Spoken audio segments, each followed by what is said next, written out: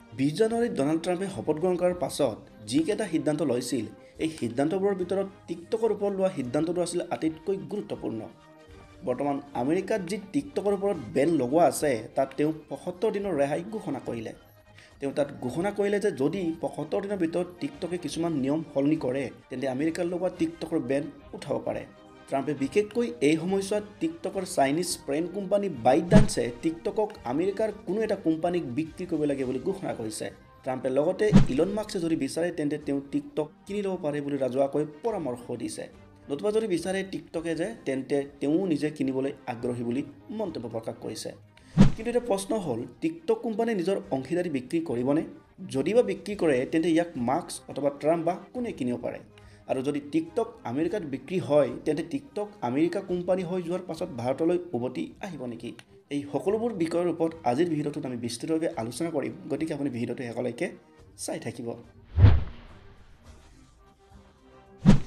ভাৰতলৈ টিকটক উভতি আহিবনে নাই এই সকলোবোৰ জনাৰ আগতে আমি প্ৰথমে জানি লোৱা হওক ট্ৰাম্পৰ টিকটকৰ ওপৰত কৰা কৌশল সম্পৰ্কে। ফৰেন এক্সপাৰ্ট একে পাছাৰ মতে 2020 চনৰ পৰা ট্ৰাম্প টিকটক কিনিবলৈ ইচ্ছুক। ইয়াৰ মাৰ্কেট ভেলু এতিয়া 150ৰ পৰা 200 বিলিয়ন ডলাৰ। কিন্তু আমেৰিকাত টিকটক বেন হৈ থকাৰ বাবে ইয়াক বাধ্যতামূলকভাৱে 40ৰ পৰা 50 বিলিয়ন ডলাৰত বিক্ৰী কৰিবলৈ ট্ৰাম্পে এছা প্ৰয়োগ কৰি আছে।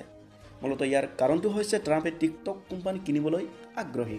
আৰু ইয়াৰ বাবে 21 জানুৱাৰীত ট্ৰাম্পে এজন সাংবাদিকক ময়ো টিকটক কিনিবলৈ ইচ্ছুক বুলি তেওঁ ৰাজহুৱাকৈ ঘোষণা কৰিছিলে।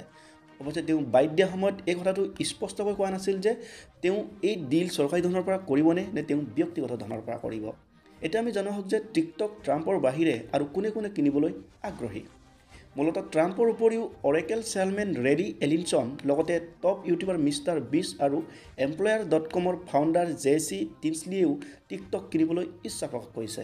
আৰু তেওঁলোকৰ ভিতৰত যদি কোনোবা এজনে টিকটক কিনে তেন্তে টিকটক আমেৰিকান কোম্পানী হ'ব আৰু আমেৰিকান কোম্পানী হোৱাৰ পাছত আমেৰিকাৰ বাটেদি আহিব পাৰে ভাৰতলৈ টিকটক। মূলতঃ টিকটক 2020 চনৰ পৰা ভাৰতত বেন হৈ আছে। 16 জুন 2020 চনৰ নিশা গালৱান উপত্যকাত ভাৰতীয় আৰু চীন সেনাৰ মাজত হোৱা সংঘৰ্ষৰ পাছত 29 জুনত ভাৰত চৰকাৰে ইয়াক বেন কৰিছিল। বিশেষকৈ এই সময়ত চৰকাৰে কৈছিল যে এই এপটো ভাৰতৰ চিকিউৰিটি আৰু প্ৰাইভেচিৰ বাবে সুৰক্ষিত নহয়। কিন্তু এতিয়া যদি আমেৰিকান কোম্পানীয়ে ইয়াক কিনি লয় তেন্তে ইয়াক পুনৰ ভাৰতত আৰম্ভ কৰিব পাৰে, কাৰণ টিকটক আমেৰিকাৰ মালিকাধীন হোৱাৰ পাছত ভাৰতীয় নাগৰিকৰ ডাটা চীনৰ সলনি আমেৰিকাৰ ওচৰত যাব, যাৰ ফলত চিকিউৰিটি আৰু প্ৰাইভেচি সুৰক্ষিত থাকিব। বিশেষকৈ এলন মাস্কে যদি ইয়াক কিনে তেন্তে ট্ৰাম্পৰ জৰিয়তে তেওঁ ভাৰতত টিকটক বেন উঠাবলৈ হেঁচা প্ৰয়োগ কৰিব পাৰে, কাৰণ মাস্ক ট্ৰাম্পৰ ঘনিষ্ঠ বন্ধু, লগতে ট্ৰাম্প চৰকাৰৰ মন্ত্ৰী হয়।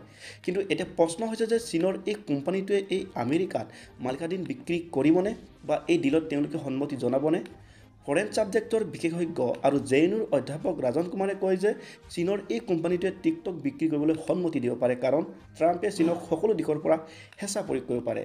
ইফালে ইয়াৰ উপৰিও ব্লুমবাৰ্গৰ এক প্ৰতিবেদনত উল্লেখ কৰিছে যে চীনৰ এই কোম্পানীটোৱে আমেৰিকাত টিকটক এলন মাস্কক বিক্ৰী কৰাৰ বিষয়ে কথোপকথন আৰম্ভ কৰিছে বুলি।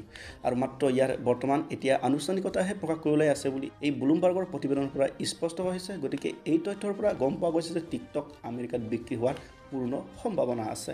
গতিকে আজিৰ ভিডিঅ'টো ইমানেই। পৰৱৰ্তী ভিডিঅ'টো চাই থাকিবলৈ আপুনি চেনেলটো ছাবস্ক্ৰাইব কৰিব। ধন্যবাদ।